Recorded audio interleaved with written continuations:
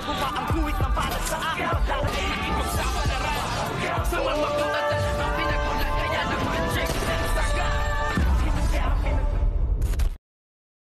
Good morning mga kachikas and welcome sa aking munting channel. Labis-labis nga ang pagkapahiya nito ngang si Rigor Di Magiba dito nga sa agency na kanyang pinuntahan, at dito nga ay halos hindi siya makibo dahil isinusuko na nga siya sa lahat nga daw ng mga ahensya, ay blacklisted na siya dahil sa ginawa nga niya dito kay General Pacheco. At ngayon nga ay lumabas siya ng agency na ngayon nga ay kinakausap siya ng kanyang kaibigan at pinagsabihan nga ito, ngunit talagang mayabang at maanghang pa rin ang mga salitang binibitawan nga nitong si Rigor, kung kaya't dito nga ay nasabihan siya ng hindi maganda ng kanyang kaklasmate, at dito naman ay pinag-isipan pa rin nitong ang si Rigor ng masama ang kanyang kaklasmate. Kaya't nasabi nga dito kay Rigor na wala ka nang trabaho, ay mayabang at hindi ka pa rin marunong makisama.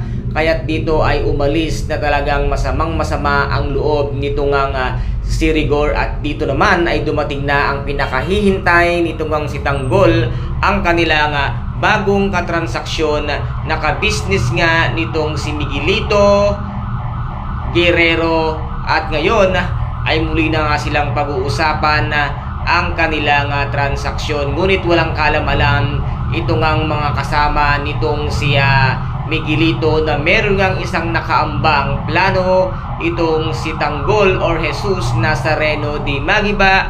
At dito nga ay nakahanda na ang lahat ng kanilang plano at ang mangyayari nga dito sa ka-business nitong si Miguelito. Kaya guys, napakarami pa po nating dapat abangan sa mga susunod na episode dito nga sa FPJ ang Batang Quiapo. At kung nagustuhan po ninyo ang aking videos for today, paki-subscribe na lamang po ng aking channel, paki-like and share para maging update kayo sa lahat ng gagawin kong videos. Maraming salamat po. Ingat, God bless and bye-bye!